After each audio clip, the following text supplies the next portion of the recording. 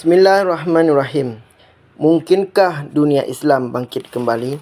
Oleh Dr. Muhammad Najib.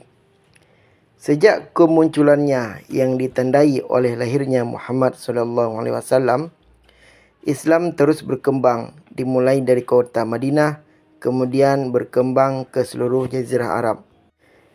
Diselesaikan hanya dalam rentang waktu 11 tahun, dihitung sejak hijrah dari Makkah ke Madinah pada tahun 622 sampai Rasulullah meninggal sampai tahun 633.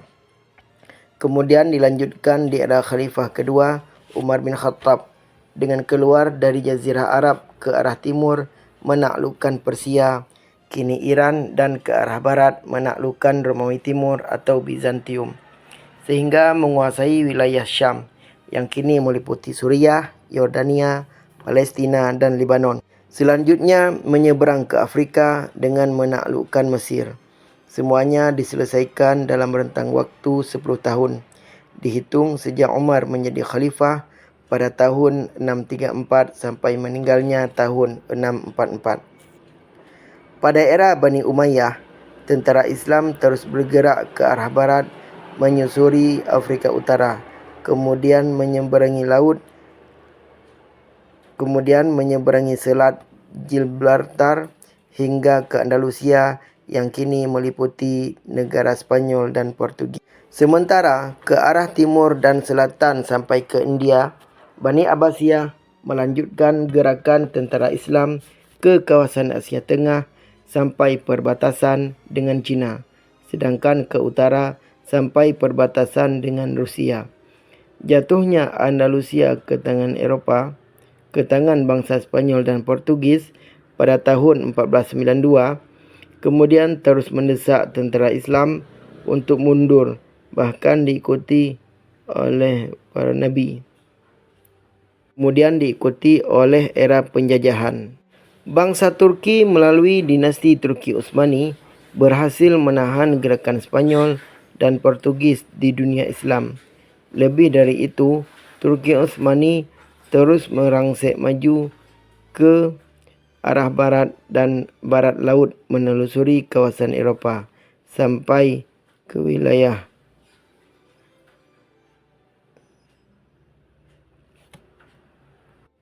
Lebih dari itu, Turki Utsmani terus merangsek maju ke arah barat dan barat laut, menelusuri kawasan Eropah sampai ke wilayah Austria, dan baru berhenti ketika gagal menaklukkan kota Wina tahun 1683. Pertarungan Turki Utsmani dengan bangsa Eropah, khususnya Spanyol dan Portugis, kemudian Yunani, Italia, Inggris, Prancis, dan Rusia, baru berhenti ketika kalah dalam Perang Dunia Pertama yang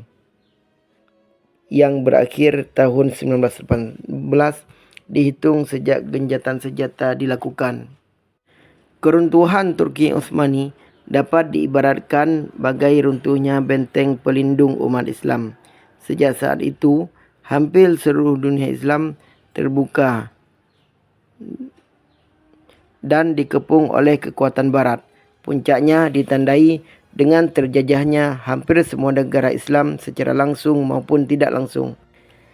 Setelah Perang Dunia Kedua, satu persatu negara Islam merdeka.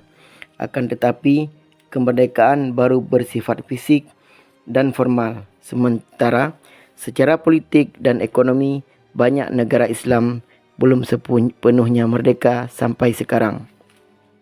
Untuk bisa bangkit dan berjaya kembali, umat Islam harus berani introspeksi diri dan mengidentifikasikan berbagai kesalahan yang dilakukannya selama ini.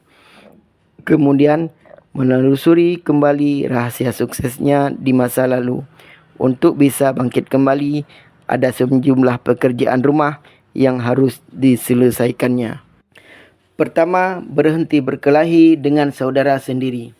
Sejumlah negara Islam kini masih terperangkap dalam perang saudara atau dalam kondisi perang antara satu negara Muslim dengan negara Muslim lainnya. Lebih dari itu, tidak jarang terjadi dengan cara mengundang negara non-Muslim untuk ikut mengeroyoknya atau menggebuk saudaranya sendiri. sebagaimana banyak terlihat di kawasan Timur Tengah dan Afrika Utara. Kedua, umat Islam harus menerima keadaannya saat ini yang terlanjur terbagi-bagi dalam negara bangsa akibat kolonialisme. Upaya untuk mempersatukannya dalam wadah organisasi kerjasama Islam, walau masih jauh dari sukses, akan tetapi bukan berarti tidak berarti gagal sama sekali. Banyak manfaat yang sudah diberikan, sementara upaya untuk memperkuatnya baik secara politik maupun ekonomi harus terus diupayakan. Ketiga, umat Islam harus menyadari dirinya kini dalam keadaan tertinggal dan berhenti bernostalgia dengan masa lalu yang hanya sekedar dijadikan pelipu lara. Akan tetapi, melihat kembali masa lalu sebagai upaya menemukan rahasia yang membuatnya maju dan berjaya, merupakan cara yang mutlak harus dilakukannya. Keempat, umat Islam harus kembali mencintai ilmu, mengembangkan sains dan teknologi, menghidupkan kembali tradisi riset ilmiah dan bereksperimen melalui laboratorium, serta mencintai seni dalam berbagai bentuknya. Semua ini menjadi bagian dari tradisi kehidupan dunia Islam di masa kejayaannya, yang kemudian menjadi bagian dari peradaban umat manusia. Banyak sekali penemuan yang kemudian menjadi bagian dari sumbangan umat Islam dalam memajukan peradaban, khususnya di zaman kejayaan dinasti Umayyah yang digerakkan dari Damaskus dan Andalusia, dan dinasti Abbasiyah yang dikendalikan dari Baghdad, serta Turki Utsmani yang dikendalikan dari Istanbul. Kelima, umat Islam harus berhenti menyalahkan orang lain yang menyebabkannya terpuruk. Upaya mencari kambing hitam bukan saja tidak akan memberi manfaat apapun, dan lebih dari itu, tidak akan menjadi energi positif dalam upaya untuk bangkit bersama bangsa-bangsa lain yang sudah lebih dahulu bergerak maju. Keenam, umat Islam tidak perlu merasa malu untuk belajar kembali dari Barat yang dulu pernah diajarinya, khususnya dalam masalah ilmu pengetahuan dan teknologi serta industri modern, sebagaimana generasi awal Islam yang belajar dari Yunani kuno, Romawi, Persia, India, dan Cina dalam masalah filsafat, ilmu pengetahuan dan teknologi, serta industri. Disinilah sejatinya rahasia kebangkitan umat Islam saat ini dan di masa yang akan datang. Kini masalahnya berulang pada umat Islam sendiri. Apakah mau melakukannya atau tidak? Dengan kata lain, bangkit atau terpuruknya dunia Islam berpulang pada umat Islam sendiri.